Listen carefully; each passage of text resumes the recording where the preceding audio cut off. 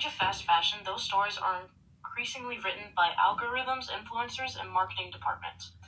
Welcome back to The True Cost of Style. Psychologist Kate Nightingale, fast fashion taps into fundamental human desires, nominally social acceptance and the thrill of getting a good deal. When combined with the dopamine hit of acquiring something new, it creates a potential cycle that can resemble addiction. Our relationship with clothing has undergone a profound transformation, where once signaled status, culture, or professionals have enveloped a complex sociological terrain where identity is constantly refined through consumption. This cycle is altered by social media, where platforms like Instagram and TikTok have created a culture of constant visual comparison. The outfit of the day phenomenon has transformed clothing from something worn for years into content consumed in seconds. When celebrities post a photo wearing a new outfit, fast fashion brands can produce knockoffs within days, sometimes even before the original post has fallen off trending pages. Apps like TikTok Shop has consumed this cycle further, merging the entertainment and shopping into a seamless experience of optimized for impulse purchases.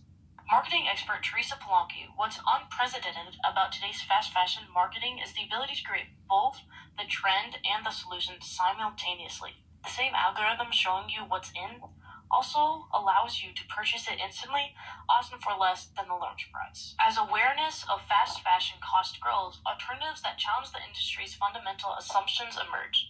Slow fashion designer Sophia Mary, slow fashion isn't just about producing clothes more ethically. It's about recreating our relationship with what we wear. It's about quality over quantity, timelessness over trends, and connection over consumption. The sustainable fashion landscape includes various approaches. Slow fashion emphasizes timeless designs, quality material, and fair labor practices. Ethical fashion prioritizing workers' welfare and transparent supply chains. Circular fashion designs products for longevity, repair, and recycling. Secondhand and vintage markets extends the lifespan of existing garments. Beyond the alternative production models, consumers themselves are driving change through behavior shifts. Consumer behavior researcher Turing 10. We're seeing a growing segment of consumers questioning the buy more, pay less mentality. They're adopting practices like capsule wardrobes, clothing swaps, and the 30 wear challenge, simply asking if you'll wear this item at least 30 times before purchasing. These shifts are more than moral positioning. They're creating economic impact. The secondhand appeal market is projected to grow at 16 times the rate of the broader retail clothing section by 2026, reaching $84 billion and potentially outpacing fast fashion by 2030.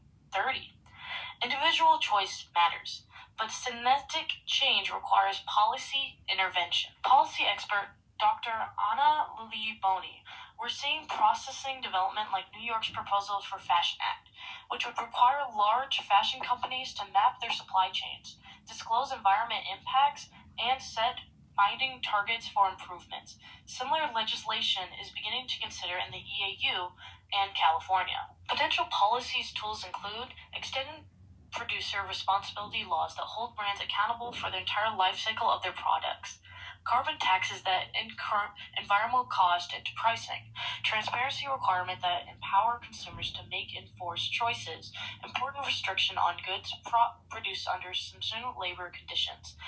Technologically, too, offers pathways towards a more sustainable future. Invitations include fibers made from agricultural waste, algae, and even carbon captured from the atmosphere. Digital fabrication technologies that reduced waste and culture processing.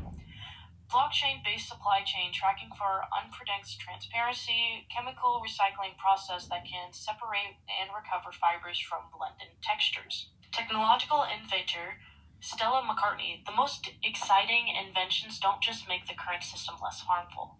They regain it entirely. We're developing fabrics designed from the molecular level to be fully biodegradable or infinitely recyclable. Through the lens of symbolic interactualism, we understand that clothing is never just material. It has meaning.